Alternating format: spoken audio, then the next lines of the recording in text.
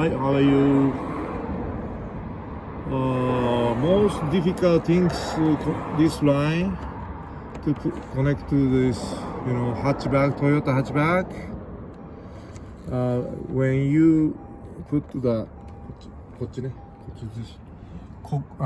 when you install the rear dash cam, rear camera, put Toyota Prius rear hatch, rear camera, so cable 全体こっちバックして、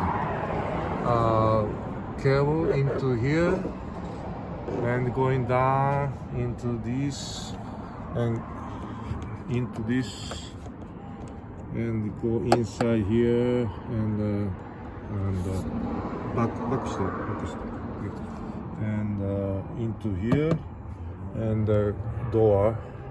So this is most difficult part location to this rear cable into here. The point is 2 pin here, 2 pin, this 2 pin, okay, and when remove that using this kind of tools, okay, use this, okay,